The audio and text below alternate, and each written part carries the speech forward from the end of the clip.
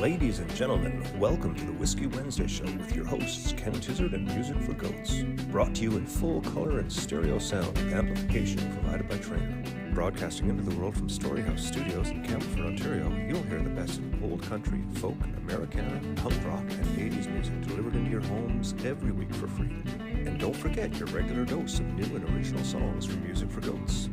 Never be alone on a Wednesday night again, 8 p.m. Eastern and 9:30 for those of you in Newfoundland. Join the Whiskey Wednesday regulars on Facebook to be a part of the conversation, or watch on YouTube as well. Pour a drink, a cup of tea, or a nice cold long tooth. Roll up your best smoke and sit back and relax. Don't forget to hit the share button to help spread the word. The Whiskey Wednesday Show, every week. Cheers. There you go. Ladies and gentlemen, welcome to the Whiskey Wednesday Show, Season 3, Episode 437. Just kidding, I just said that to throw my wife off, who catalogs all of these at the beginning, but... You'll have to do better. I think we're at Season 3, Episode 29, or 39. Maybe, I don't know. 29. How far into the year are we? 29? Is that like halfway through the year? Yeah, I know, but we don't count from the beginning of the year, because I think the first one was in March. I know, but that's still close. It's not 19. No. It ends in a 9, I know that. Because every week I do the update for Alison, and my update means I have to log in the account and change the next letter from an 8 to a 9. That's about 4 months worth, and if you started in March, See, that's what I'm thinking. 3 plus 4 is 7, and this is... When does your fiscal year start? So, That's Fiscal, Oh, fiscal, that's something yeah. different entirely. Okay. Ladies and gentlemen, you are listening to or watching the Whiskey Wednesday Show. Thanks for tuning in. Wednesday night, never be lonely, as long as we're around, because we're just being lonely together. That sounds so pathetic. I know, doesn't it?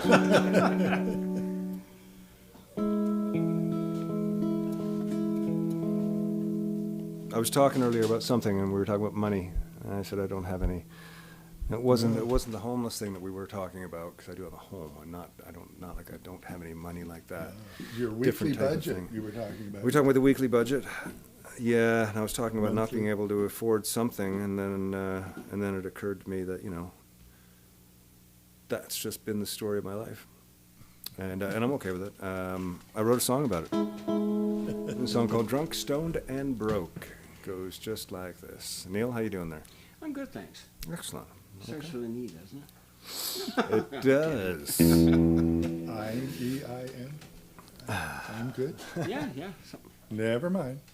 1, 2, 1, 2, 3, 4.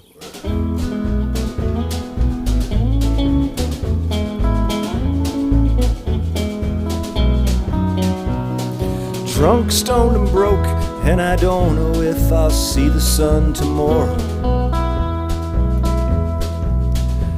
Your words like poison smoke, and I'd rather see you floating in the air.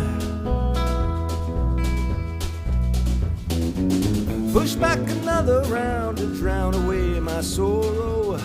I'll hate myself tomorrow. But good God, I need it tonight.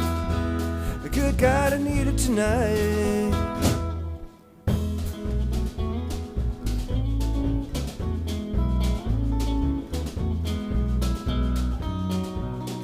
Have another toke and slip quietly to understand nothing. If I see your face again, I hope that I might never come down from this place. Push back another round to drown away my sorrow. I'll hate myself tomorrow. But good God, I need it tonight. Good God, I need it tonight.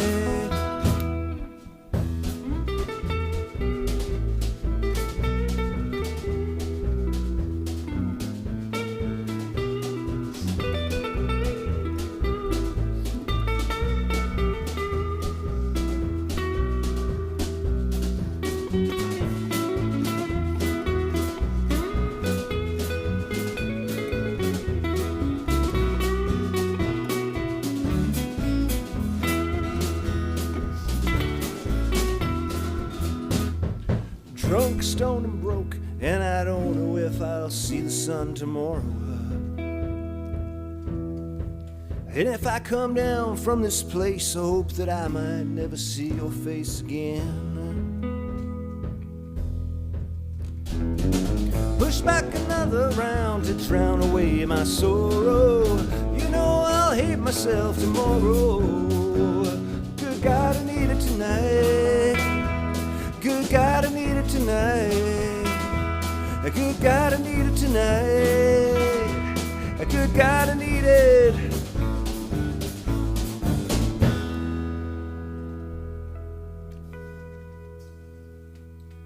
Oh, she's warm here in Ontario, folks. She's warm here in Ontario.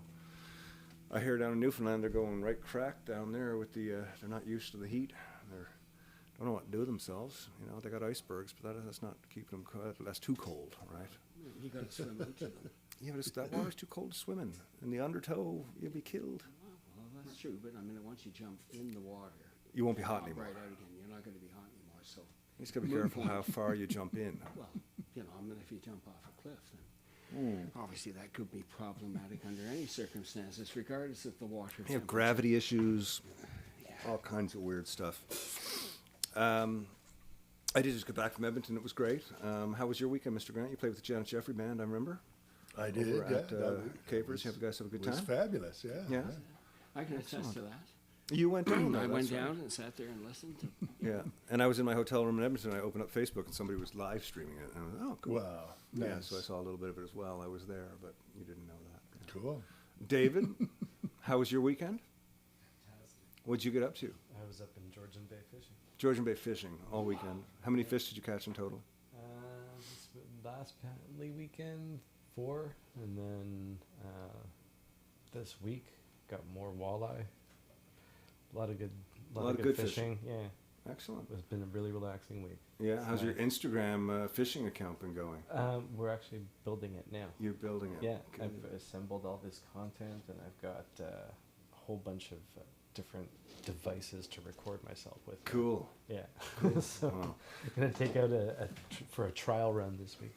Good stuff. Well, we'll all be waiting with bated breath. Oh, we're waiting for that to drop. My, that was lured good. you right into that. Hook, line, and sinker. Yes, it did. Oh, There we my. go. Oh my. Okay, we could go on and on with this, but let's play a song called "Over You." All right. This is a song that I'm not going to get into it. I'm not going to take on the country crowd. Too weird.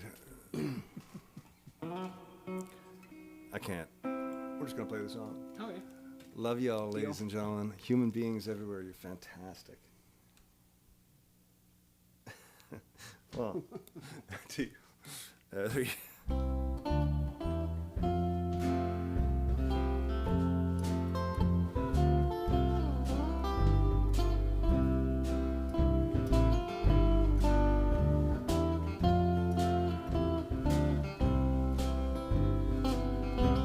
You broke my heart. You've been untrue.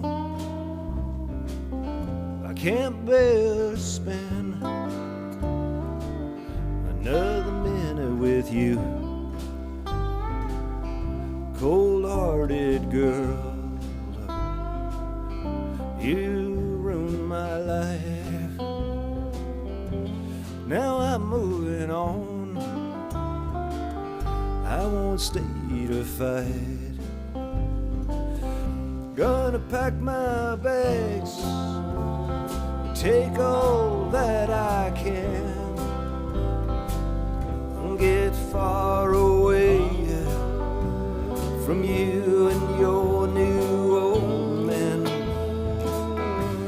I can't say when, someday soon you'll see I'll be over you as soon as she gets under me.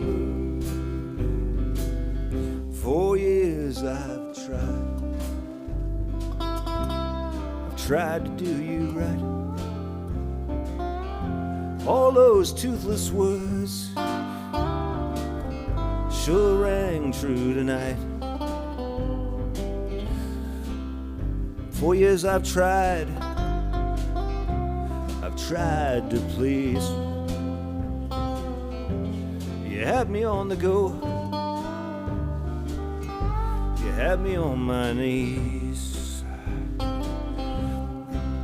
I'm gonna move on and take all that I can.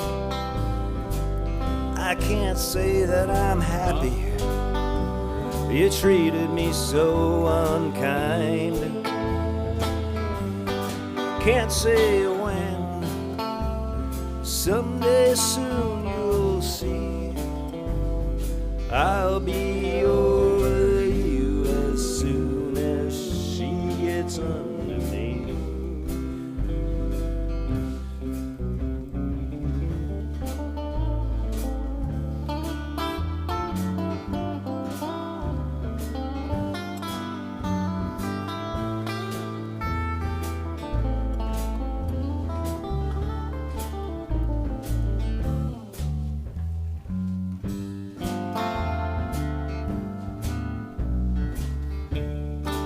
All the things that I love to do. She crushed all my dreams. Now I'm leaving you. I can't say when, but someday soon you'll see. I'll be over you as soon as she gets under me. I'll be over you as soon as she gets under me. I'll be over you as soon as she gets under me.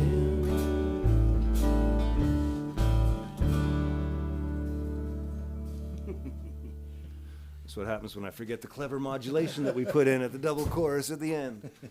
Welcome to Whiskey Wednesday Night, the home of the train wreck, ladies and gentlemen. Oh, I'm just kidding. It's not a train wreck, but tonight would not be the same if it wasn't for the... Oh, I left it in the grape sour crusher. No, what was it called? Yeah, some cotton candy sour crushed grape or something that Eric berry? from... I thought tonight's was berry something. Berry something. Either way, we know where it came from. It came from Spirit Leaf and Eric. So, you know, thanks to Spirit Leaf and Eric for that train wreck there. And I think it's actually B-E-R-R-Y, not B-U-R-Y. I would assume that, because you don't really eat burry. Or B-A-R-R. Well, I was thinking in regards to the Berry. train wreck, you know. Having Oh, I see. Right. Yeah, the berry thing. Okay, yeah. It's all coming together now in sort of ways that I never thought of. Let me check the message board, see who's here. See if there's anybody here. Oh, there's nobody here tonight. Perfect. We've got the regular crowd. It's a small crowd tonight there. That's all good. Nice to see you all. We've got the regular Steve and Barry and Jeannie and Tony and Zach. Good to see you, Zach. I hope things down are very good. Betty George, Aunt Betty, good evening on this very warm night. It's very warm here too, Betty. I hope you've got some air conditioning, although a lot of Newfoundlanders don't, eh? Yes, we've got got a nice crowd here. And Eric from Spirit Leaf, of course. Hey, how you doing? I'm here. So... What else is there to talk about about the weather when it's so hot? You know, it's like when there's a snowstorm. It's all you can talk about too. It's just kind of ridiculous. So what's not happening now that I can Claire's talk not about? watching. And Claire's not watching. Why is that? Well, because she just goes on total rants about people that talk about the weather. Oh yeah, Auntie Claire doesn't like people to talk about the weather. Yeah, Neil spent some time with Auntie Claire this weekend. I was away in Edmonton, and Neil was here with the family with Allison and Auntie Claire, who came up to help out, and Neil got the full-on Auntie Claire experience. I did. As wonderful as she is. Yes, he did. She doesn't like people talking about the weather. No. Whether or not you want to. Oh my goodness. $1 a day there, boys. This is coming off the new record. A lot of these are new. These three, actually. And the next one. No, we're doing fairly well. You're right. Thank you. Okay. So to derail my entire line of thought there, question. The next song is fairly well. Mm-hmm. Fare thee well, fare thee well. I'll see you again in heaven, or I might see you in hell. If there's nothing more when this life is through, let it stand that I've enjoyed my time with you. On golden shores we'll hold each other once again, or in the depths of hell we'll suffer through the wars of men. We'll meet again, and you understand, where the water's always cooling like a New Orleans jazz band. Here we go. 1, 2. Don't shed no tears, don't cry no more. May you find the joy in living life as you did before. Some things will change and some will stay the same. And like a shoebox filled with letters remembered, I'll remain. Please live your life each day and know that I'll be here. Don't you surrender to the sadness and your tears. We'll meet again in a place we don't yet understand, where the music's always happy like a New Orleans jazz band.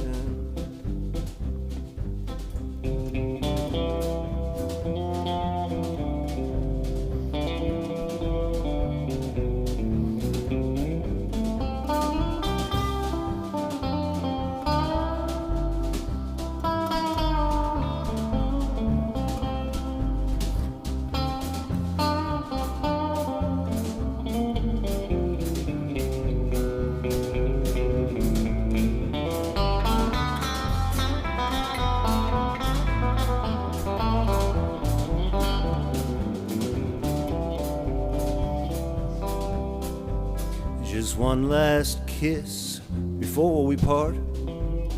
May feel the beating of your precious heart.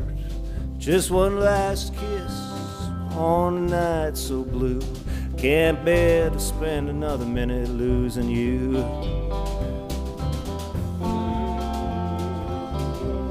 May these four walls protect you from the winter winds outside.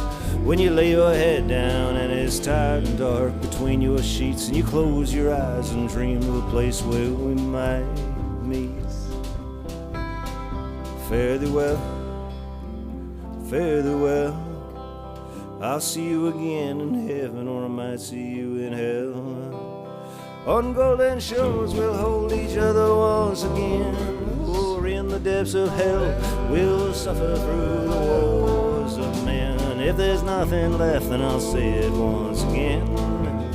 You made my life as full and bright as any man. You made my life as full and bright as any man. Made my life as full and bright as any man. There you go. A little fare thee well, ladies and gentlemen. That's off the No Dark, No Light album. Put that out back in a long time ago.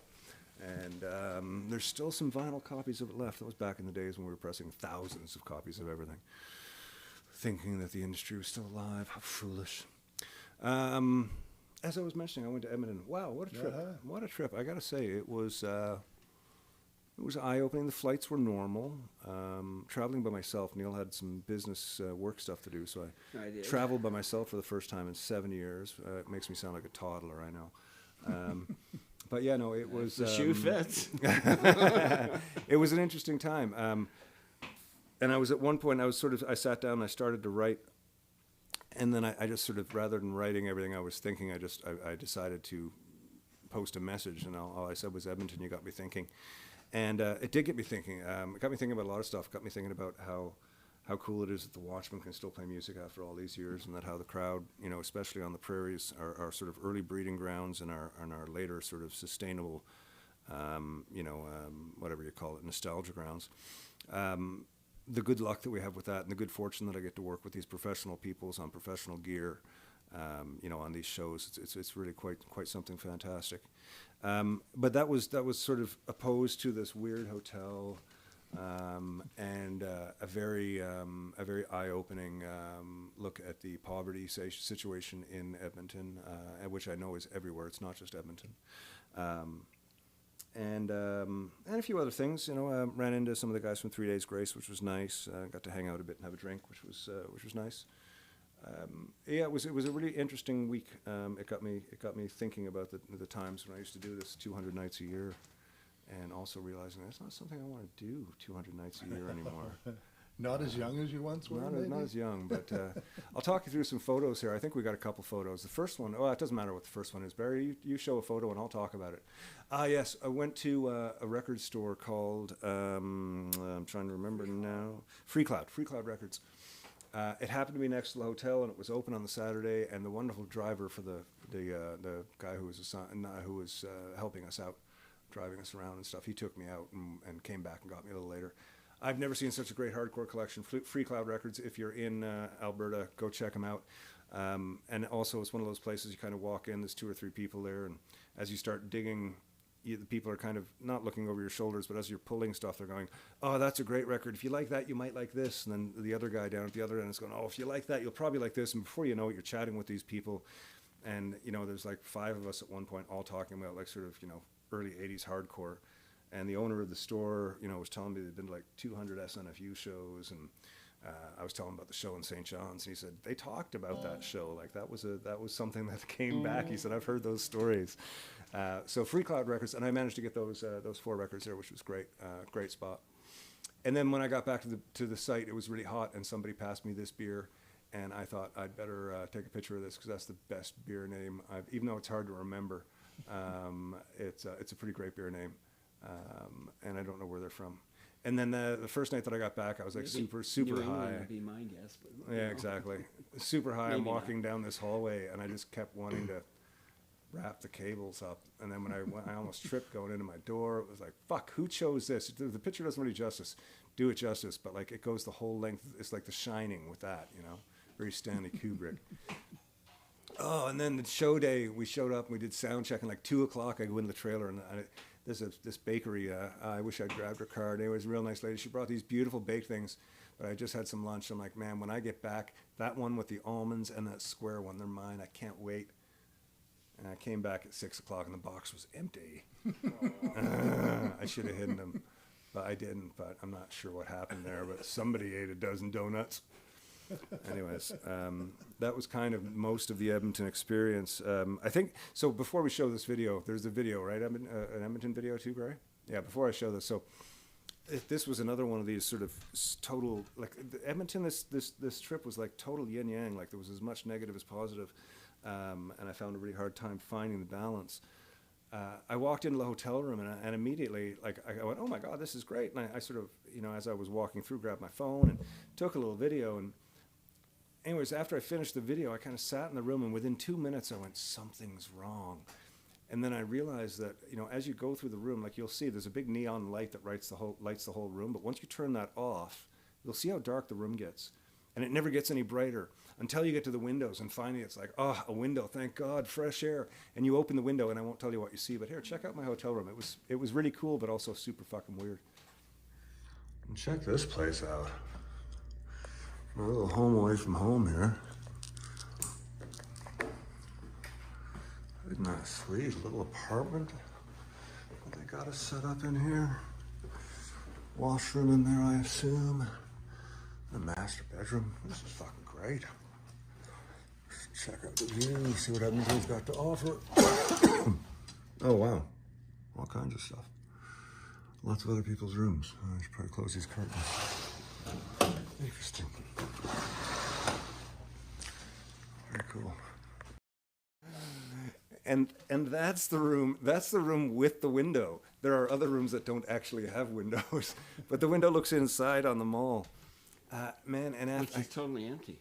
Which is mostly empty, yeah. And what wasn't empty was closed for the weekend, so it was just this empty mall. It was so surreal.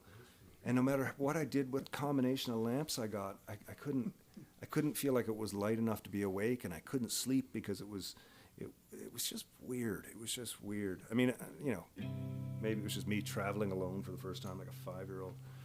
That's right. You had a king bed all to yourself. I know. Instead of snuggling up to me. Exactly. I know. I didn't have my snuggly Neil.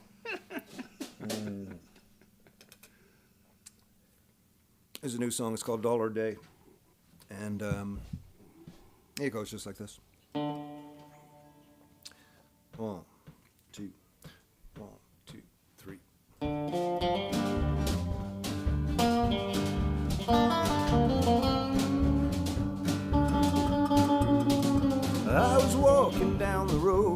a stranger passed my way who was empty in his business eyes. He made no move to step aside, he disregarded me. His brain was bleeding compromise. It would be a rude awakening if I knocked him down and stole away his shoes. There's no place that I'd rather be, and that place is anywhere here but next to you. Well, you'll work harder with a gun at your back for $1 a day. You'll trade away your years to fight the fears they feed you for $1 a day.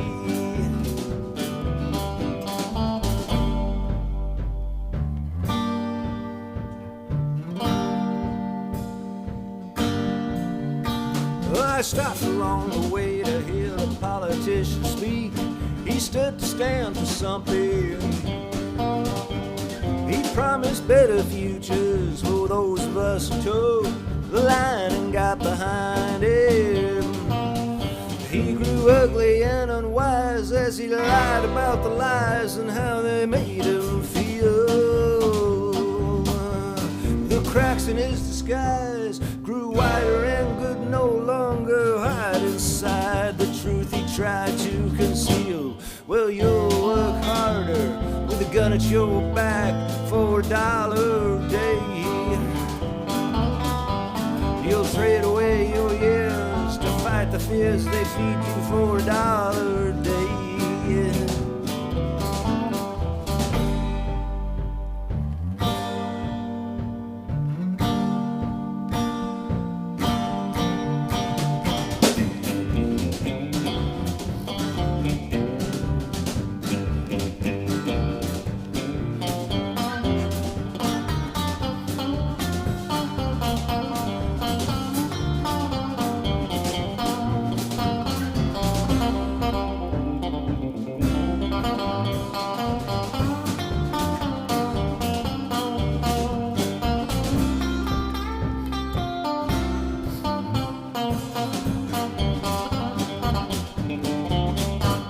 Well, you'll work harder with a gun at your back for $1 a day.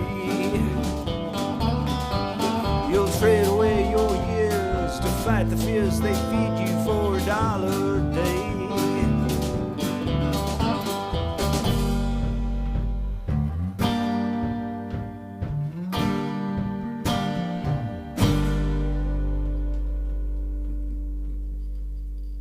Very good. Yowza. Yeah, you know, I got a few chords right there. Got a few chords right.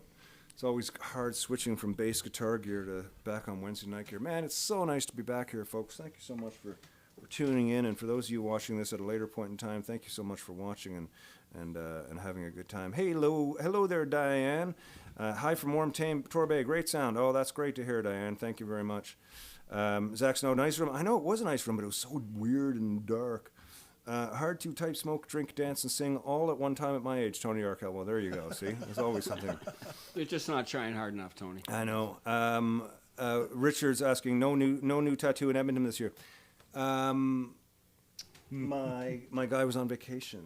I reached out to him like in April because I was going to I have a new one that I wanted him to be. He's going to be working on for the next time he's there, but he was on vacation with him and his lovely family, which is great. But yeah, I didn't get to see him. John Squire is in Edmonton. If you're looking for a good tattoo artist, he's a Newfoundlander. He's done all these recent work that I've had done, and he will continue to do so. He's fantastic. Speaking of fantastic, we're going to play a little bit of a Del Barber video. And I know, Barry, I'm skipping over. I'll come back to it. But I'm just looking at the list, and my wife is in the room going, he's forgetting it, he's forgetting it. No, I'm not. I'm just moving it around. Last week we had Del Barber on the show, and the interview was so good, and we were having so much fun with it that I decided not to edit it too much. So we're watching it in the entirety. Here is part 3 of 4 from tonight. This is Del Barber, ladies and gentlemen.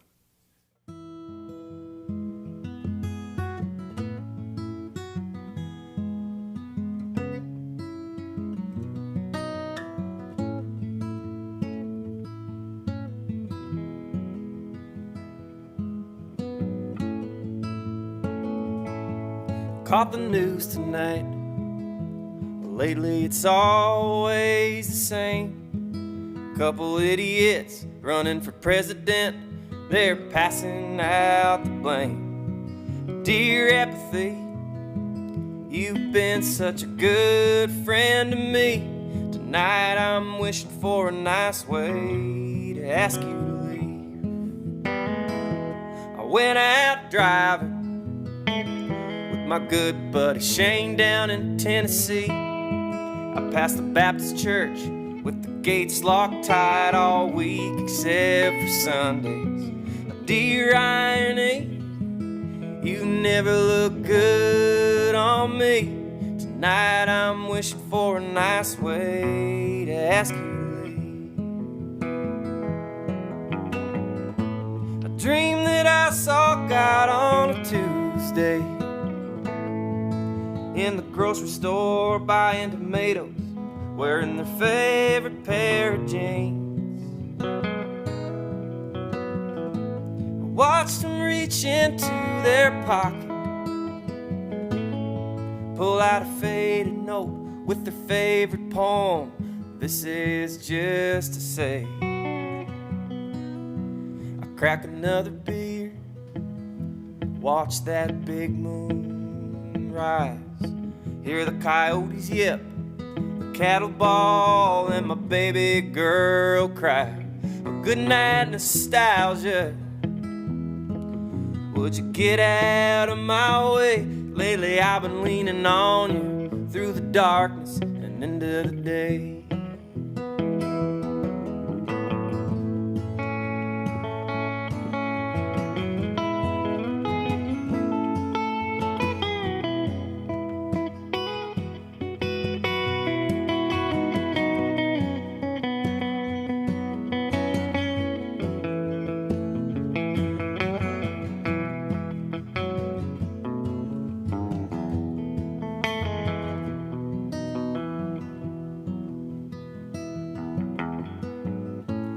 Dream that I saw God on a Tuesday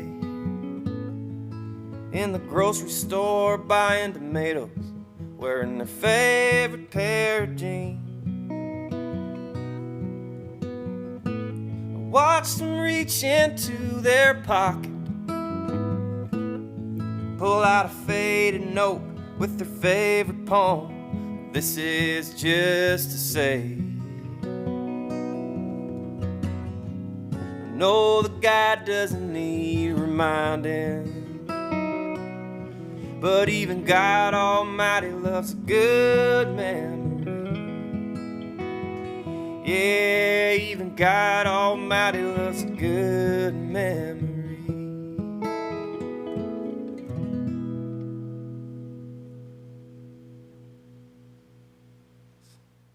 It's like a lot of songwriters, when I talk to them, especially young songwriters who are starting out, they really struggle with finishing songs. Does that ever happen to you? You know, we used to talk about it a lot in The Watchmen, and I can't remember which one of us brought it up, but there was an artist who said that one of the hardest things about being an artist is knowing when to put the paintbrush down.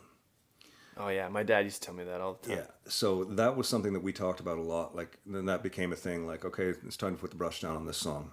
Mm-hmm. And it was a lot of work, and songs would develop, you know, even after we recorded them and played them live, you know, a couple hundred times, they change and they morph into something else. But the song essentially is still there. Nowadays I'm pretty succinct. You know, I can get to an end of a song and I know it's done. You know, yeah, you got tons of experience, but I just wondered if some of that, I've never had that thing where I can't bring it home. Once I have that core idea, I can bring that thing home. Mm-hmm. And then if I can't, I usually realize it's probably not, if it's not obvious enough to me, then it's probably not worthy. Let's get rid of it. Yeah. Or put it in the bank and exactly. There might be maybe write a new chorus for it, because maybe that's what the problem is. It's pretty easy to go back and diagnose those things. I don't get the honeymoon thing anymore either. No, yeah. I wish I had that feeling. Yeah. That's the thing I miss about writing my first 20, 30 songs, was just that feeling of like the afterglow, like you just made love for the first time and you're just like, this is it. Yeah. I got it. Yes. Yeah, I know exactly what you're talking about. And it does kind of just gets more common. I mean, it's still great, and Yeah. it's still the effect. There's it still gets a more feeling. common. There's still a feeling. But I to think it, it's yeah. like it's sort of like how, marriages or long-term relationships work. It just gets rich. Yeah, exactly. And And but you find other ways to subtle. appreciate it too. Yeah. There's I don't write near as much as I used to. I used to force myself to write. There was a period of time where I tried to write every day. Mm-hmm. I remember reading a Lou Reed interview, and he said, I write a song every day. He said, most of them, out of the course of a year, 340 of them are absolute garbage. Yeah. He said, I force myself to write a song every day. And I tried that for a few years. Great for keeping your tools sharp. Totally, yeah, muscles, yeah. But really ineffectual for me. Yeah. It was too much mining and not enough. I was focused on the mining and not what I was finding. But what you said Yeah, too interesting. about, sometimes you work on something for a while and you think, oh, this isn't really happening. You throw it away or throw it down. I mean, for me, there's a wide variety of songs. There's the songs that hit. There's only been about 3 or 4 of them that hit me immediately and arrive in my head completed. Mm-hmm. And those ones give you a great feeling. Yeah, that's it's yeah, just like when for I sure. got an idea. Oh, there's a mic here. Press record, and the whole song comes out. It's Yeah. like, what just happened? Like I said, it's happened 3 or 4 times. For the most part, it's a common focus. Once I have a focus for an album, like on what the album's going to be about, then the songs kind of fall into place around it. Again, those are songs that are worked on a little bit. Yeah. But there's other songs, like, you have a chorus riff or a melody. Sometimes they stick around for years. Totally. And then it's, sort of, I've been fucking around with this thing for 6 years, Yeah. and finally it's become a song. Yeah. So, throwing things out and putting things on the side is an important part of the process, I think. Or it has been for me. Oh, dude, I think it's essential for me. I just need to have something to inspire me even trying to write. Just go back to an idea. Yeah. Just wonder about it. There was something that brought you to it in the first place. Are you getting your inspiration from imagining or from real life events? Both, for Yeah. sure. I love to start with a character. I write, I don't write a lot from my own perspective, a little bit. I'm trying to do that again. It's so popular right now. And I'm trying to do it in a very, sober way, without thinking that my feelings are more important than someone else's. Right. That disturbs me when people get on stage and to sort of, especially 40-year-old white dudes, self-examine and expect that will translate. There's people that are really good at it, but that's just my worst nightmare. It's, yeah. I'm trying to tell really good stories and describe the world through character for the most part. And then a couple songs a record, I'll try and just also remind people of where I live, who I am, what I do, a little bit of that. And I have a hard time selling those songs because I just don't know that my experience is relevant right now, and nor should it be. I'm Interesting point. I'm a middle class white guy, lives on a farm, and I farm, and I can describe that world and the characters that live in it, and I think everyone should listen to that. I want people to understand what it's like to be a 60-year-old single woman with 200 cows and what kind of struggle that looks like, and the beauty that she has in her life, and those types of characters that especially the really strong older woman character's been very common in my writing. I'm obsessed with trying to tell that story, and some people will say that it is patronizing, and I say definitely. I just hope that I'm a good patron. Yeah. I'm not trying to I fill in a lot of gaps with their stories, and I'm not trying to be a direct historian of them. Right. But I'm looking for those archetypes, and that's the thing that excites me most about writing. And then the songs about me, I just sort of fall into, and they're sort of easy to write because it's what's happening. Right. But the work part of it, and trying to tell that story and make soft. I like to think of them as parables on some level, when they're good. I mean, that's the goal. I'm not saying I've achieved that, but that's sort of what I'm trying to do for the most part with my writing. Yeah. I think there's writers out there Slade Cleaves is one of my favorite writers. Yeah, I love him. We just listened to him yesterday. Yeah, I mean, all of his albums, there's not a dud anywhere. But his songs, it's very much character, narrative-driven songs, which is fantastic. I don't feel like I know Slade Cleaves at all from listening to his music, but I love all the characters in his life. I know, and that's the missing piece, is that people do want to know you now. Well, And so exactly. I'm trying to figure out a way to do that in a way that is sincere. Dave Gunning is doing it really well. Yeah, definitely. He's doing a lot of narrative, story-driven stuff, but he also incorporates, like when he tells his stories about the characters, it's something that he's been through. Yeah. So it's a really he does it really well. I like Dave's Definitely, stuff yeah. a lot. Yeah. Yeah, that's a good point. Yeah, I love that guy, man. It's a weird line to walk, and it's almost like we talked about last night. The line of picking a path. Like, do I want to be the rock band who is playing in the sort of 200 seat club to a bunch of sweaty drunks, or do I want to be on the stage in the theater playing to a more intimate, respectful crowd? And you kind of want both, but it's hard to be both. And it's Yeah. It's the same with songwriting. Like I go through a lot of it too. I battle my narrative songwriting because I really enjoy my narrative songwriting, but I spent 25 years writing radio pop songs. Yeah, and you have a knack for it. And I have a knack for it. And it comes in every now and again. Like the new single $1 a Day. It's just kind of like, I listen to it and I'm like, I can't really do this just solo on acoustic, but it sounds great with the band. And it's just like, which way do you go? It's a constant navigation, I guess, Yeah, but that's the sort of the fun part of the work. Yeah. It's like figuring out who these things are. Yeah. And then how we're supposed to represent them and what we're going to pick. It's fun. Exactly. So what do you got on for the rest of the summer? You got some big shows coming up. You got the Calgary Yeah, Folk we're playing Fest? Calgary Folk Festival. Really stoked about that. That's exciting. My band and I are going out, and we're playing a bunch of great workshops and a couple concerts. And then I'm going to go fishing for a couple of days after that. Well, you're an avid fisherman. I love to fish, yeah. And so I'm my old buddy Ray's 60 some odd years old, and he's going to meet me in the bush on the eastern slope of the Rockies. We have a few spots that nobody seems to find, and he always brings amazing food, and it's just one of those things where I get to hang out with an old guy, and I've been trying to write his song forever, and I haven't, so maybe I'll be able to get that one. But more than likely, I'll just be fishing and enjoying his company. And yeah, so like those things, this life, this just brings me to a bunch of. I just love the outdoors, and so I get to go fishing all over the world and meet a lot of people who love the things that I love. I mean, music and fishing now, like I get anglers at my shows now, which is weird. Fishing guides and fishery biologists, and we've just like, I have this tiny little niche. Have you written the fishing song yet? I've written a bunch, but they've always been too kitschy. It's like really easy to like, it'd be like writing a song about cribbage, or I don't know, like it'd be really easy to sort of jump into folk kitsch, and I try to avoid that. I mean, a little bit of kitsch is good.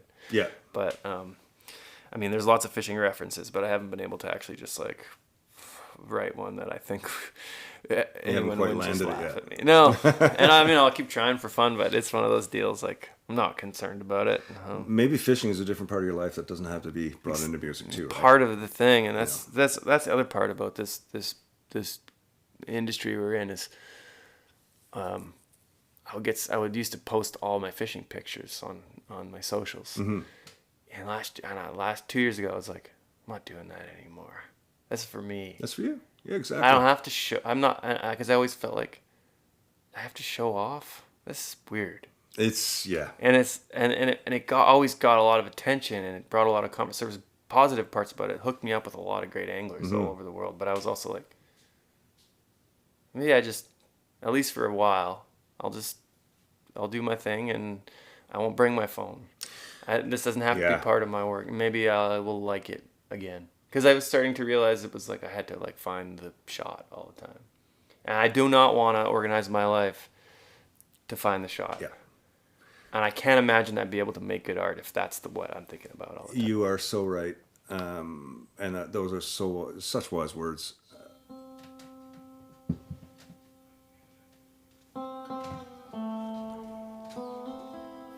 Barber once again, ladies and gentlemen. Man, he's so great. He's a groovy cat, fisherman. I'm gonna have to hook him and Dave up next time he's in town. Dave will take him out on the old whatever river around here you fish on. Do you ever go over Race Lake? No. You just stay on the Trent. Trent's got lots of great fishing for now. Yeah. I really quite like Del. I think he is quite a superstar. Fantastic guy. Great songwriter. Great. What do you call it? Not capturer. He has the ability to capture stories. What would that be? There's a word I'm looking How for. about an evocateur? Evocateur. That doesn't sound like a word I would use at all. No. Are you sure? I don't think so. I think if you put the word pro in front of it, somehow it would turn into something I might know, but I still don't even know what that would be. Okay, what's the next song? Oh right, yeah. That's right. We are doing that. Another new one. This is a new one that we're just getting used to. I'm still learning the words.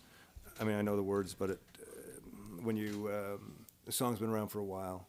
I've probably written 18 verses for it, of which 3 kind of have stayed, and they kind of say what I want to say, but every time I go to play it, now that we're just learning it, all the other words just keep sliding in.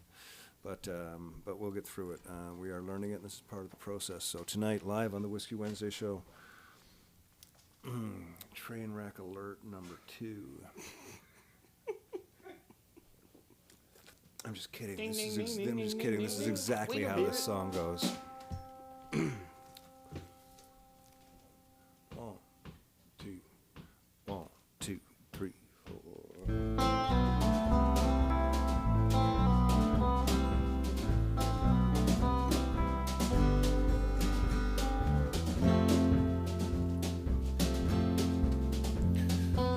Broken mind and broken body, coming home to find life and love before the war turned cold and broke down over time. Broke family and broken love and tangled stories made up of the time you were away.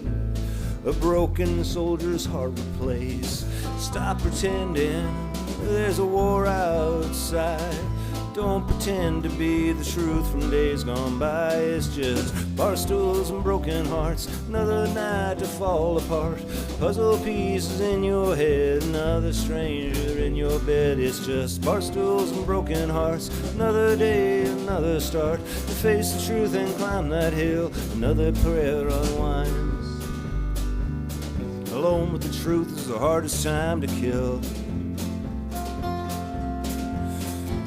Broken jobs and broken dreams, a little too old it seems. The life you thought you'd have is more than an illusion now it seems. Broken wallet and broken heart to put you in this place.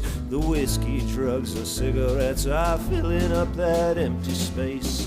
Stop pretending it's just the way things go. And don't pretend to be the lies that we all know. It's just bar stools and broken hearts, another night and fall apart. Puzzle pieces in your head, another stranger in your bed. It's just bar stools and broken hearts, another day, another start. To face the truth and climb that hill, another prayer unwinds.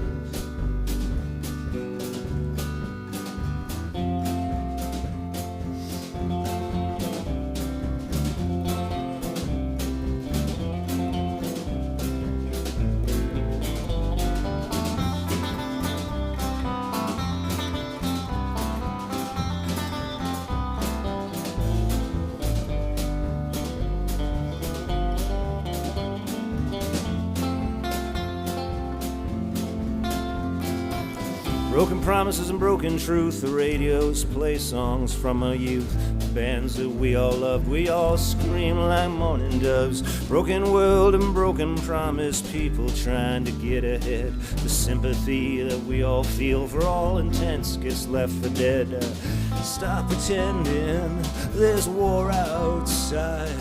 Don't pretend to be the truth from days gone by. It's just bar stools and broken hearts, another day, another start.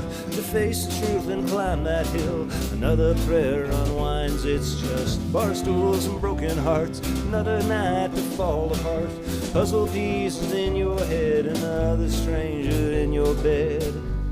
Alone with the truth is the hardest time to kill.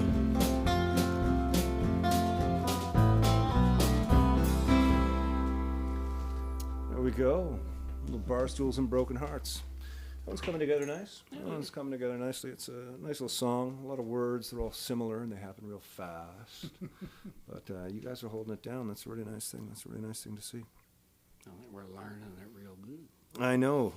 So we're gonna do. We're planning a telethon. So just to start to get y'all softened up for it now. No, there's going to be a telethon, as a lot of community radio stations and stuff do once a year. They'll have like a week-long telethon or a 24-hour thing. We're going to do a 12-hour thing on, I think Sunday, September 24th is the date. It'll just be 12-hour broadcast where we'll show lots of clips from the past and talk and blah blah blah. And we're going to have a financial goal that's based on the operating shows for the costs, and that includes the costs for broadcasting and upkeep of gear and stuff like that, and a little bit of advertising money to help to spread the word as well. So we're going to start getting to that, but that's again always appreciated, never expected. But in the meantime, we have a video that you've seen before that I always think sort of gets the point across as well. Hey Barry, why don't you get on? Hey folks, thanks for tuning in to the Whiskey Wednesday show. Every Wednesday we will be here, rain or shine, richer or poorer. Tip jar is in the link above. Never expected but always appreciated. Never confuse the size of your paycheck with the size of your talent. I've got all the money I'll ever need if I die by midnight. Always appreciated, never expected. Please feel free to drop us a line regarding anything, including a link to your money. Cheers. So there's that always, that horrible part of life that artists and many other people have to deal with as well. It's not just artists. I shouldn't say that. I'm hearing a click. Hearing a cable click. I don't like the sound of that. It's okay. We're nice and quiet here. It doesn't really matter too much. This is a song called "This Town of Mine" with a little bit of Red Prairie Dawn that we picked up from our buddy Luke Mercier. Ran into Luke recently. Where was it we saw Luke? Was that the Legion for the Steve thing there? It was amazing. It was so great to see him. Yeah, it was so great to see him. We're gonna have to get together and do some hanging with him. This one is for Luke tonight. Luke Mercier. 1, 2, 3. Sorry. Who did I say this was for? No, that's not what threw me off. 1, 2, 3.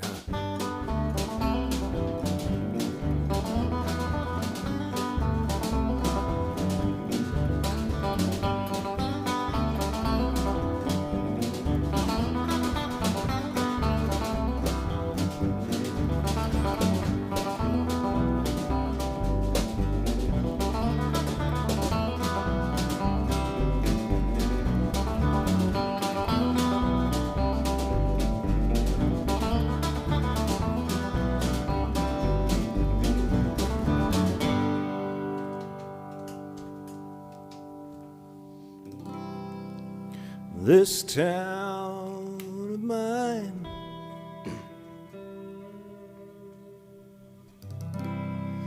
this town of mine,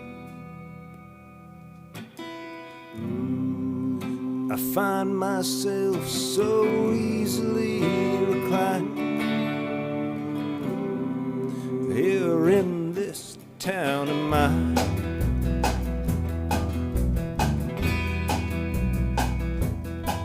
I came here from the city trying to find some peace of mind, to get myself on track and to buy myself some time.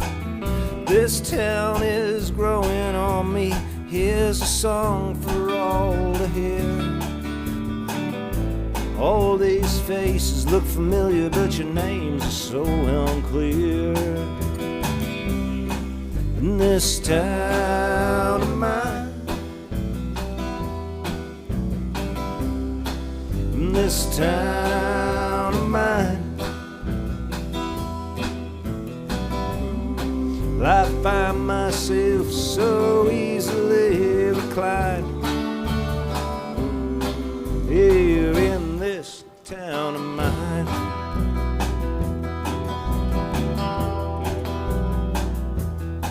At times this town seems distant, at times you all seem so strange. All these places remind me of places that I've been. So So deep the roots are growing through my kids and to my friends. All I think about is being here, it takes away the pain. In this town of mine, in this town of mine, I find myself so easily reclining here in this town of mine.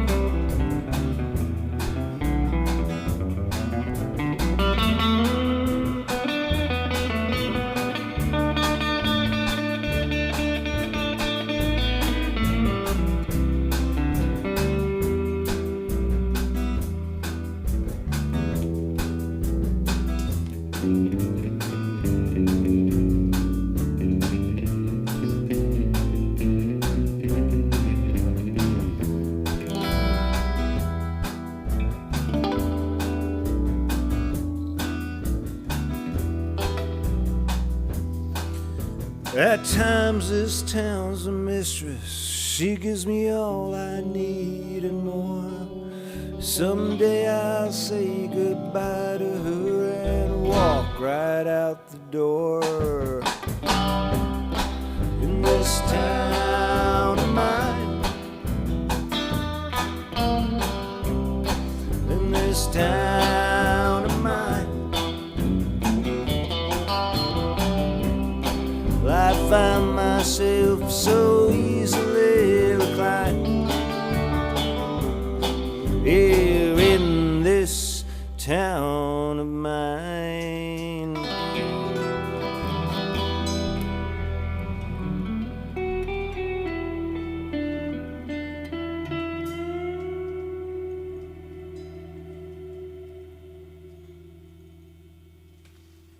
There you go, a little This Town of Mine with some Red Prairie Dawn. Inspired by, contributed by, taught by, and therefore continuing to spread the word through Luke Mercier and his love of traditional old-time fiddle music and all this other weird stuff that he's into. I mean, let's not just pigeonhole a guy named Luke Mercier. One of the most incredible musicians I've ever worked with. He's an absolute gem. I mean, he's weird as all get out, which is fun because I'm that way too. That makes it easy to be with him, actually. But yeah, interesting cat. We have the second part of the Del Barber video here for you folks. Let's check out some more Del right now. She had a lot of copies of it. I was on a hockey trip down in War Road, Minnesota. I stole a copy of the Good News Bible placed by the Gideons. I began mining the pages of the New Testament for pickup lines. There wasn't a lot in there for pickup lines. But the story that I read way back then is sort of the story I've been reading ever since. This is a retelling of the story of the prodigal son. It does not take place in the biblical times. It takes place somewhere on the Canadian prairie, right at the end of the Crow Raid. I come from a place where people just seem to leave all the time. And, this is told from the perspective of the good brother waiting for the bad brother to come home. This is called Big Smoke.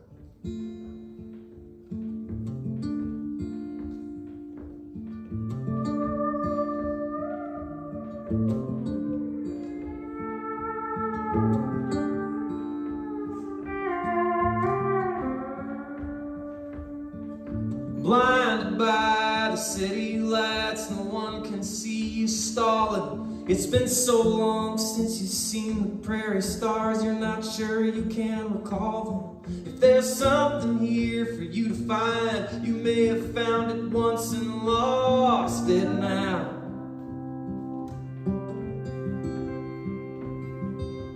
We used to fly through the woods on the backs of quarter horses, picking dandelion bouquets for our sister and our mother.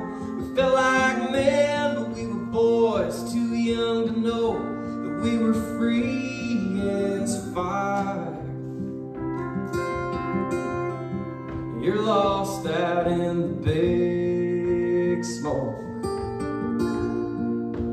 looking for a way home. There are no straight paths, there's no easy way.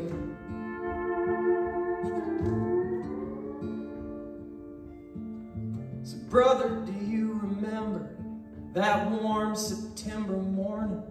We were shooting cans with Dad's 22 without a worry or a warning. You pulled the trigger down and dropped that deer, and you looked at me with tears in your eyes.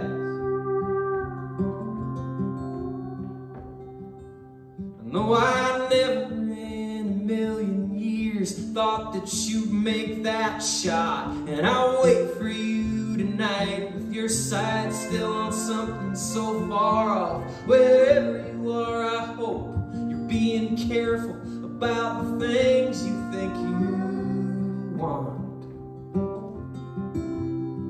You're lost out in the big smoke,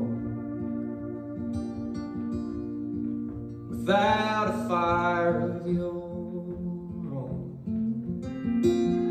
There are no straight paths,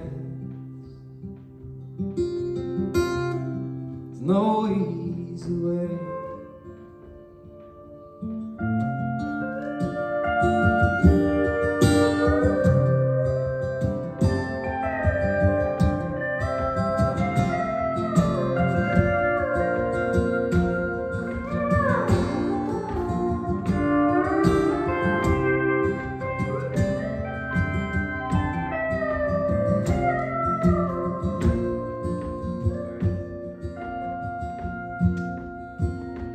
Now the sky is getting hazy, it's filling up with grain dust, and it could be any year that the bank finally gets the best of us. But our cows are fed and the bins are full, and we're hoping to see you before the snow. You're lost out in the big smoke, you're looking for a way home. There are no straight paths, there's no easy way. Lost out in the big smoke, looking for a way home. There are no straight paths, there's no easy way.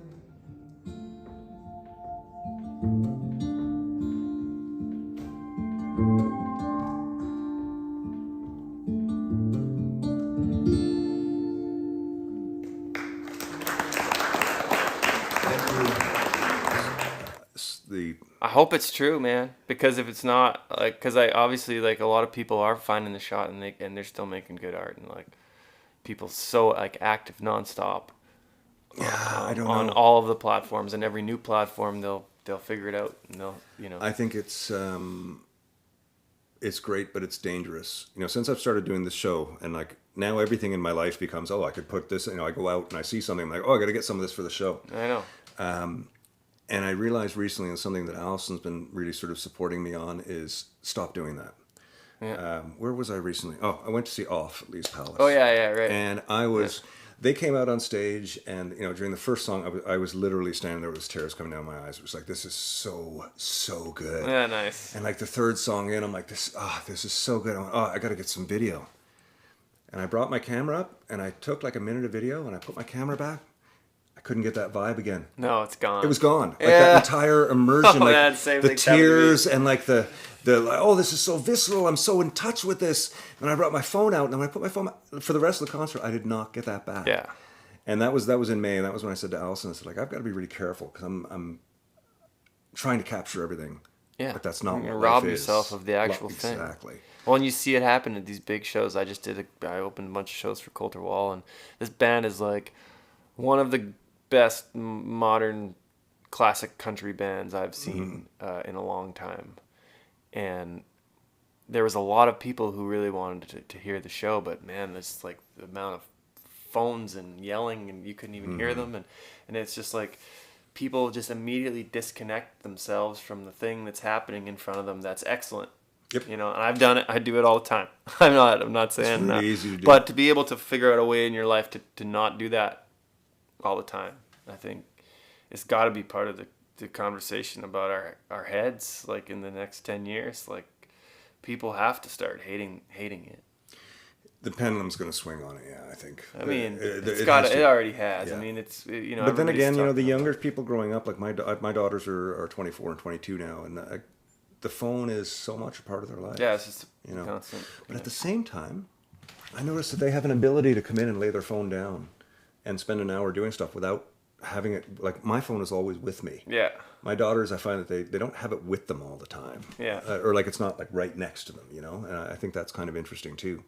Because when they were younger, like when they were 15 and 16, they'd have their friends over, and you know there'd be 8 of them watching a movie, and they'd all be on their phone while watching a movie. And it would always seem weird to me that the new social norm is to sit in silence on your phones with your friends. Yeah. But they seem to have gotten past that now. I was listening to, I don't know what podcast it was, but I was listening to it. They were in LA, like celebrities, and they were talking about their kids, and they're like, my kids are going to these parties where they're not allowing phones. They're like, that's cool. Yeah. My kids are listening to records, and they're not allowing anyone on their phone at the party where they're listening to records. I'm like, Yeah. they have to like force, and they have to like use intentionality to force that Yep. thing, which is weird, but maybe that's just part of the new. It's part of the new thing. I'm doing that with fishing. I'm like, I will Yeah. put my phone, leave it in my truck, and because as soon as I get that trout in my hands, I'm like, I want to document this. Yep. I want everyone to see it.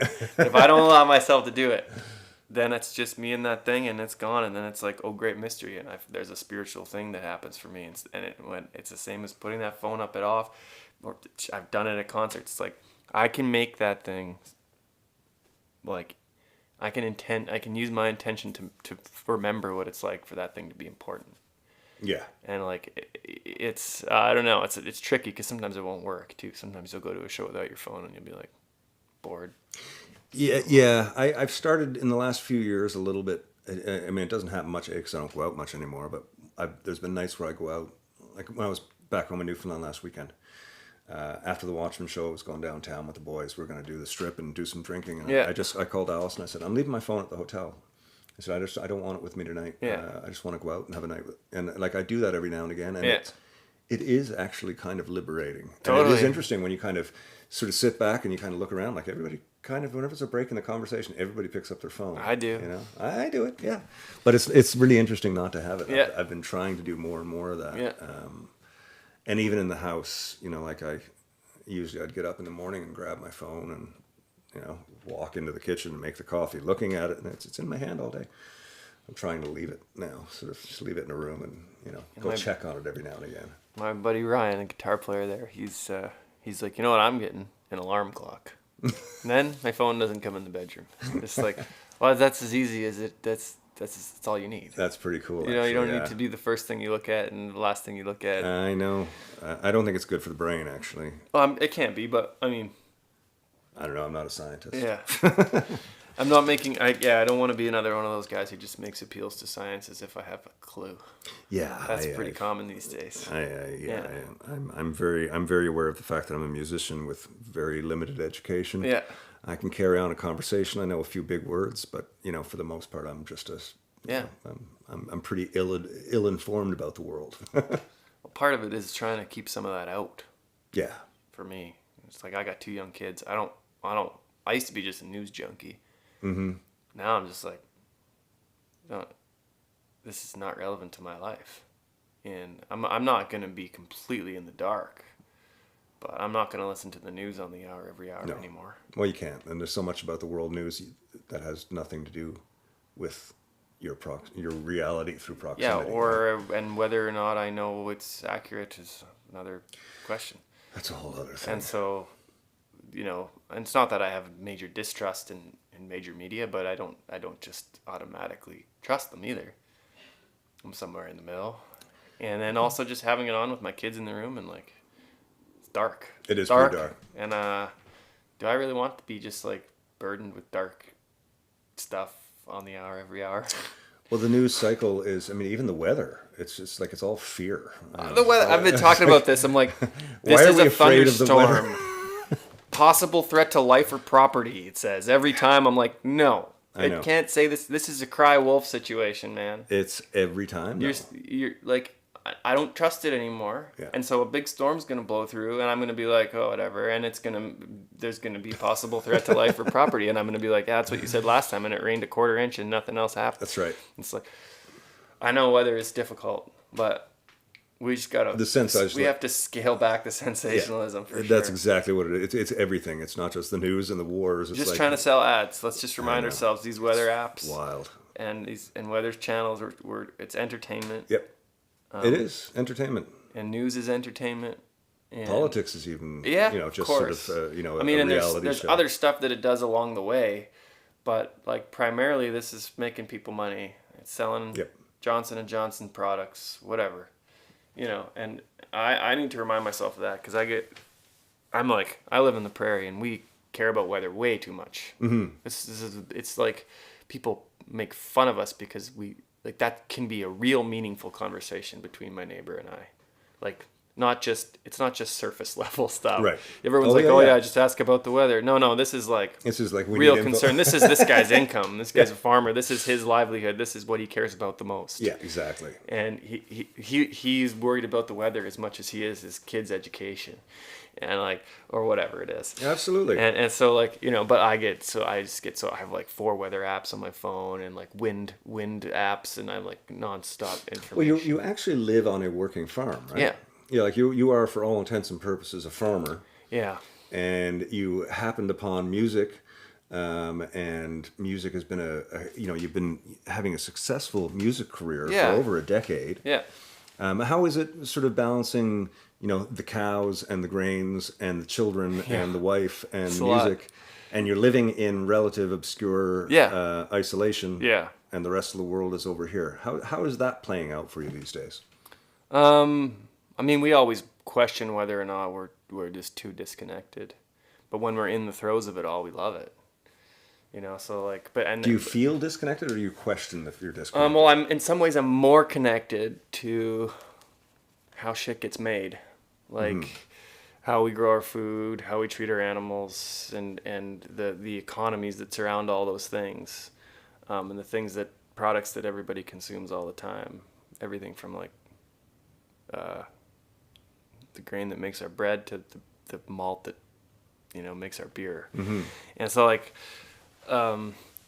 that level of connection's different for me now. Like when I used to live in cities, there's a clear disconnect. There always will be from the means of production, and the economy that the prairies relies on is agriculture. Yep. And so to being part of that on a not day to day now. I try to take steps back from the farm when I have a record out, like when I have tours and stuff. Going home and working 12-hour days, and then going back on the road. I wouldn't be available to my wife and kids at all. Mm-hmm. But coming into late August, we'll be harvesting 2,500 acres of grain fields, and I will be there every day for as many hours as it takes That's until I have fantastic, a gig, and then I'll have to leave for the weekend. And then you become all Try to gig do for the weekends. weekend. Yeah. And so it is like, for me, it's great for my creativity because I've always been just sort of a blue collar guy and like always did labor jobs. Mm-hmm. And my dad was a laborer, and he was also a guy who read like 2 books a week and was a millwright nice. in a factory. And so he always had this sort of, and he wrote songs, and you know, like he was an artist who did that just for fun, for his own head on the side, because he had to. He was just like compelled to do it, as we are. And so he was always just, you know, massive supporter of me being a musician and seeing it as a job, seeing it as a real trade. Yeah. You know, and I love to see it that way. And I associate a lot of like agricultural economics with music and who actually makes the money, and you know where it all goes, all that stuff. There's similarities. I'm sure there are. Which business is easier, farming or music? Well, I mean, it depends on the era, and like if you wanted to start farming right now, it'd be probably easier to be a songwriter. Yeah. But there are ways to do it if that's what you want to do, man. Like there are ways to start and grow your thing, even if you wanted to be like, let's say you're living in Toronto right now and you're just like, I want to be a cowboy. Seems like an impossible thing. Like, I don't know the first thing about cows.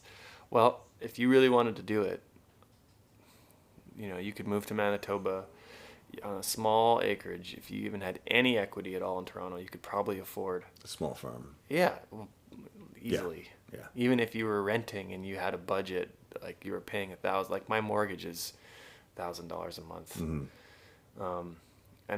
it's over 25 years or something. It's not long. Like it's Yep.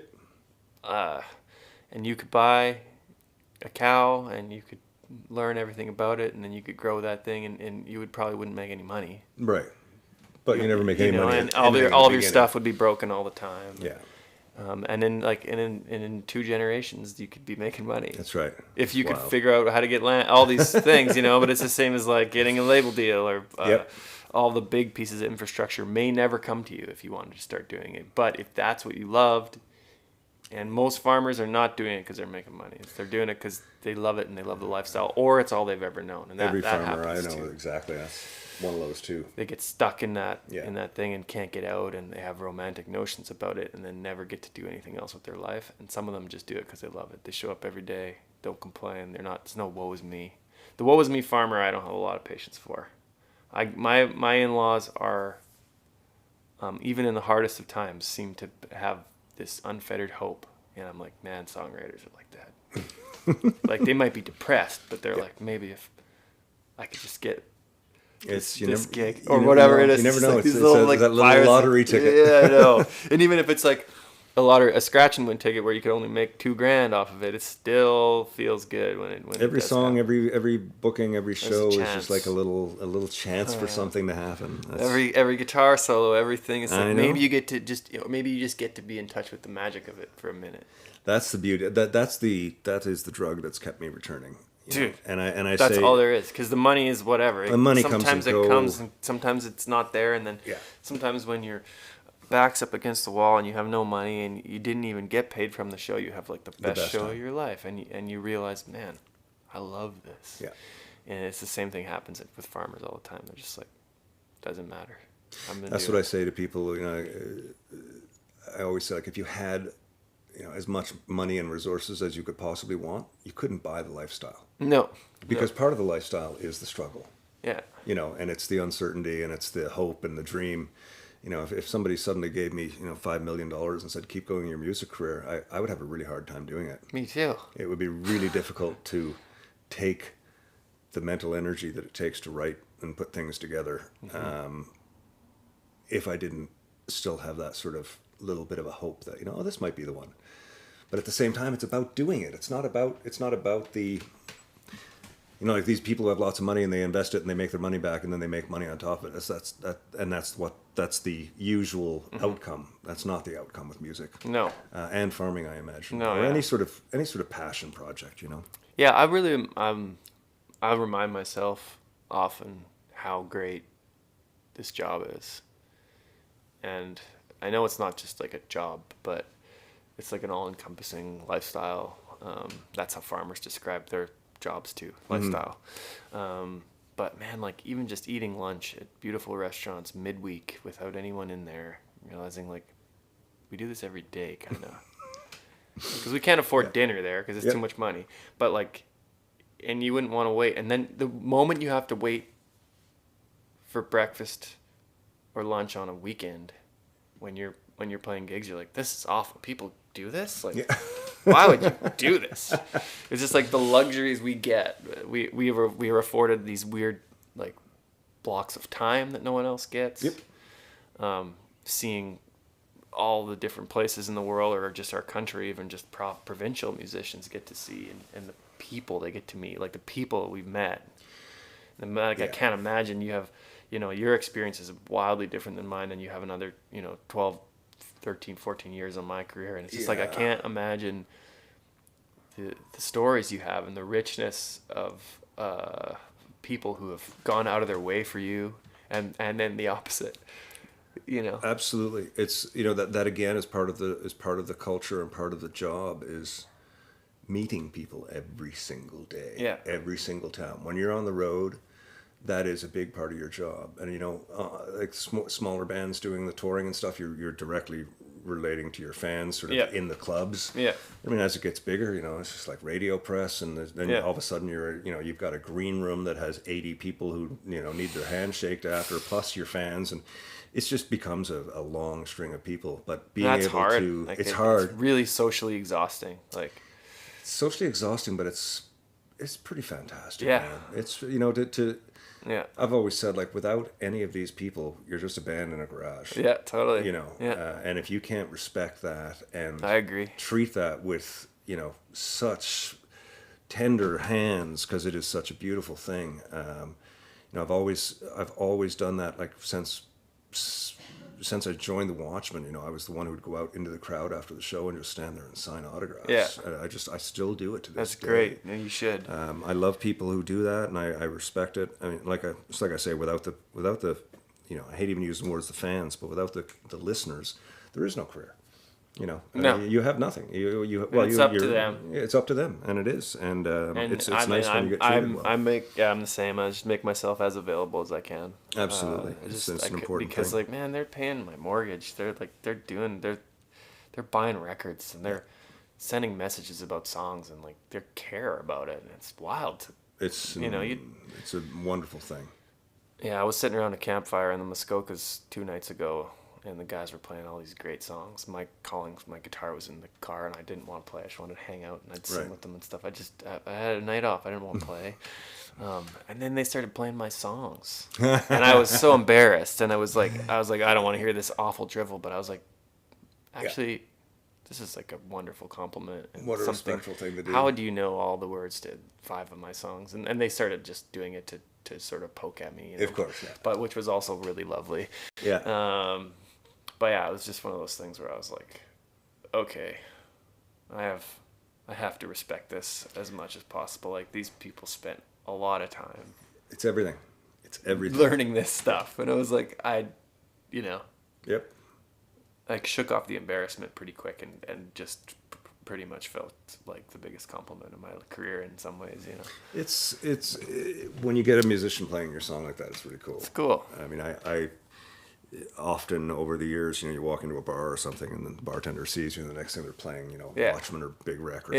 Totally, Okay, cool. I know, I you're get like, it, but it's a little embarrassing, and it's a little bit weird. But when you go and somebody actually has taken the time to learn your material and play it for you, it's cool. That's a huge influence you've had on that person. And knowing and that being laid out in front of you is amazing. Well, and the other thing is, like, that's when the world tells me to be influenced by them. Like, they pay attention to them. Who are their kids? What are they doing with their life? This guy in particular is an arborist, and he's promoted a couple of my shows, and it's just like the care that they've put into me is not symbiotic with what I've done for them, and that's not cool with me. I want to be able to be available for that guy, and because he's just a beautiful guy, like, he's hilarious, and like a joy to be around, all that stuff. Yep. Like, and I want to, like, those are the types of people I want to try to write songs about, and like trying to document that life and like what they're doing. And I don't know, like it's just It's almost a, you know, there are some artists who believe, you know, you create your art and you put it out and that's it. That's the end of your relationship with it.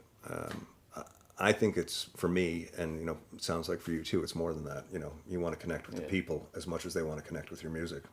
I just feel like it's the most beautiful part of the gig, really. Yeah. Yeah, the people are, they definitely are.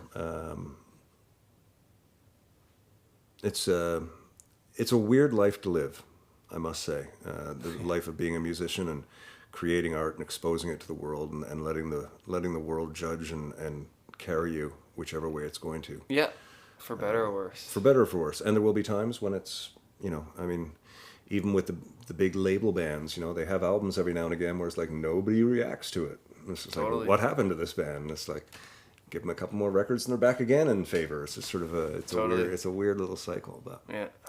well, Del, thanks for coming on the show, man. Oh man, it's my pleasure. I'm so glad we got to do this together. It's great to hang out, and your show at West Bend was fantastic. Thank you very It was much. fantastic to meet Ryan, and his playing is beautiful. I look forward to seeing the whole band sometime. Yeah, we have a great show right now. I'm really desperate to keep these guys together. So Well, that's you keep at that, and all the best of luck with Thanks, everything Ken. as always. Thank you so and, much, man. check You out too. Almanac. It's you can get his almanacs available on vinyl as well. Yep, you bet. You got 7 albums on vinyl. Yeah, something like that. Most of them are out of stock. Yeah. And probably will never be restocked. Right, okay, but, But, you've got some of them. Yeah, I got some of them. Okay, cool. And of course, all the streaming platforms and all that Yep. stuff for all you young kids out there who like to do that. Totally. Check out Del Barber.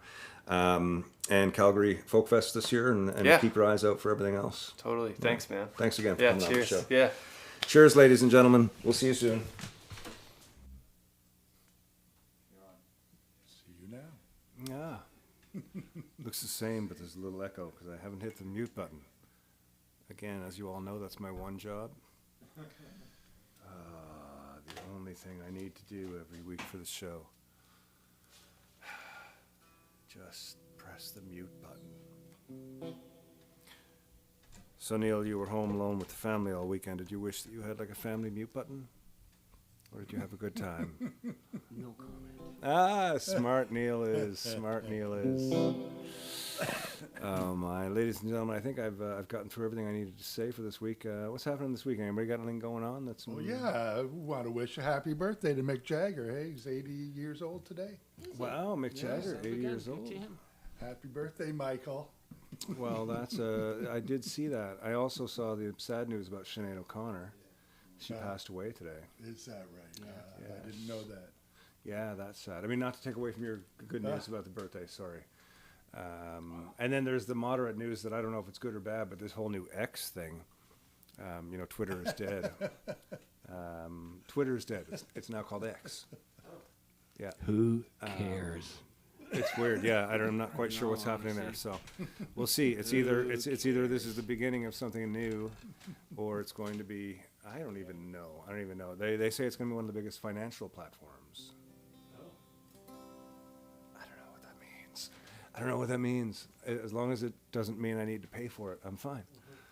But this, you know, I mean, if the language is going to be quite offered. I mean, you know, you can say, you know, I tweeted somebody, so now you're going to say you X'd They're not somebody? sure. Yeah, they're not sure how you pronounce. There's been a lot of discussion on how you pronounce the X. If you did it Xeeted, but then they're saying it's no longer Xeeted. It's there's a whole lot of stuff online about it, including the fact that You know, the people are 26 saying that. letters have done us quite well for quite some time, really. I don't think we need to go adding any. Well, Twitter's been doing great, and I mean, you tweet. I mean, it's a known thing. Maybe they're trying to break away from it and start something new, something more hip, something more generational. I don't know. I have no idea how the mind of Elon Something Musk with more works. income for Elon, basically. I don't know. I'm on the fence with that whole thing. He's got so much money. I hear him talking about things, and it kind of makes sense sometimes. Oh, you don't believe Elon Musk? No, ever makes no, sense? it was just an aside, if you will.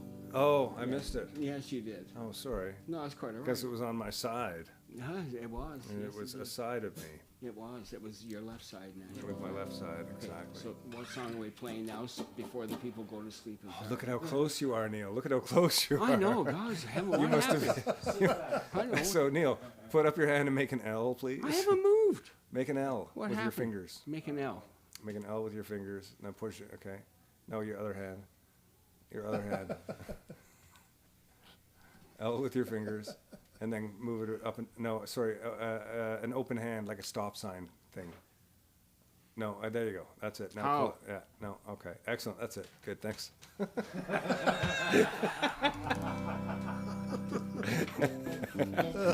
Terrific.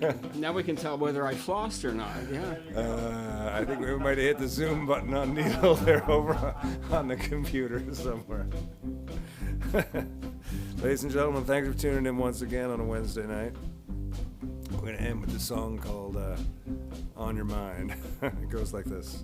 When you're drunk and you got no place to go, and you don't want the sleep to bring tomorrow,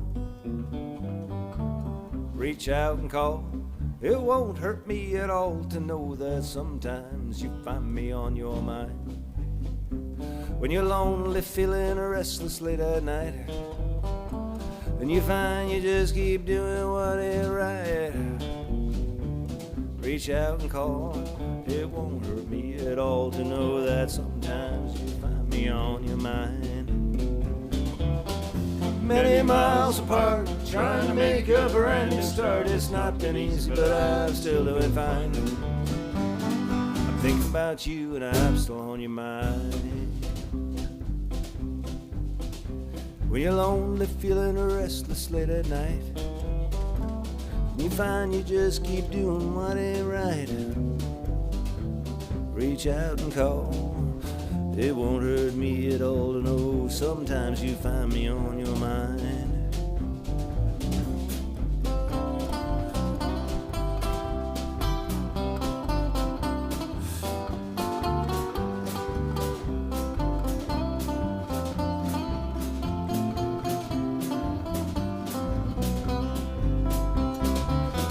Many miles apart, trying to make a brand new start. It's not been easy, but I'm still doing fine. I'm thinking about you and I'm still on your mind. Well, thanks for coming out once again. I want to thank everybody on the weekend who I came across and who was so friendly to me during my travels. Made the traveling experience that much better.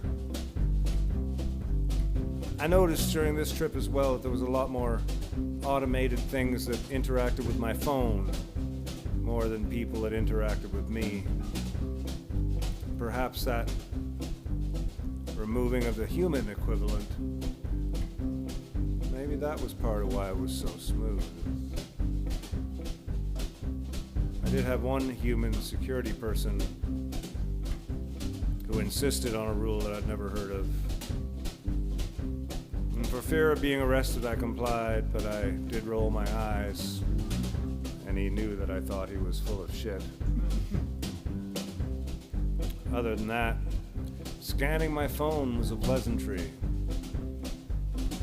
Here we go.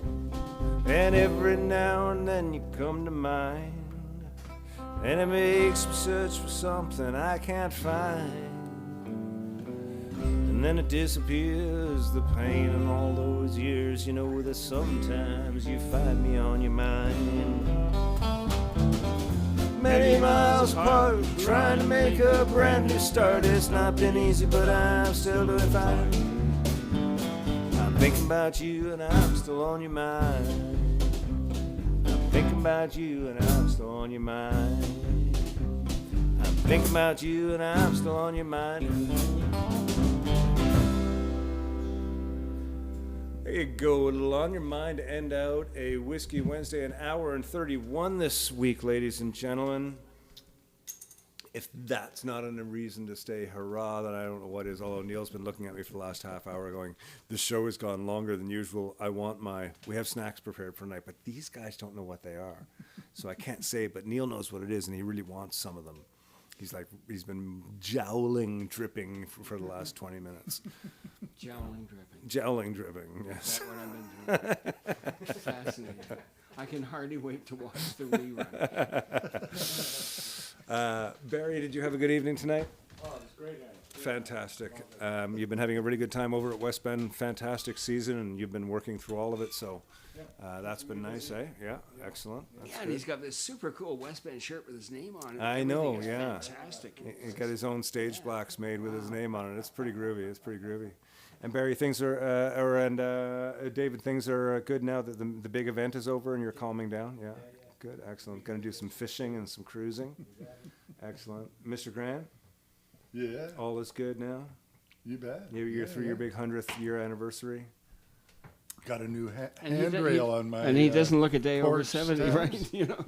You got a new handrail on the porch steps. Yeah, Did David yeah. Fisher come and do Dave that? Fisher came. Yeah, Oh, how is Dave? installed that on Saturday. He's doing great. Yeah, Oh man, looked fabulous. I wish I'd known he was in town. I was out of town. You but- were out of town. Yeah, I was going to say, what difference would Yeah, it well, make?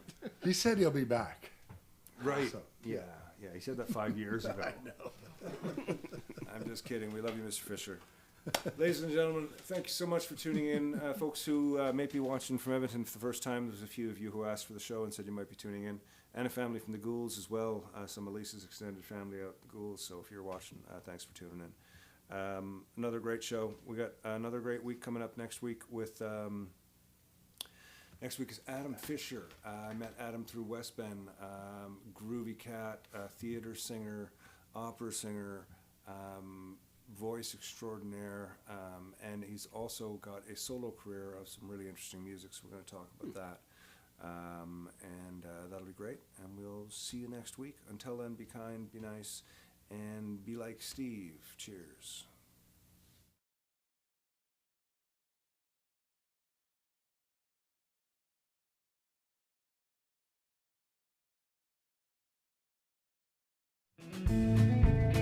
Once again, thanks for spending another Wednesday with us here at Storyhouse Studios. Thanks to Trainer, Yorkville, and a Longtooth Beverage Company for being a part of the show. We love our time on the Whiskey Wednesday show and appreciate all of your support. Don't forget to hit up the tip jar if you feel so inclined. Never expected, but always appreciated.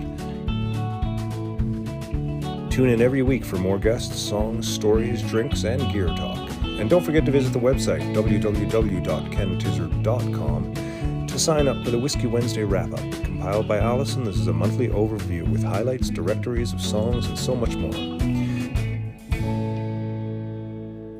Be kind, be helpful, be happy, be safe.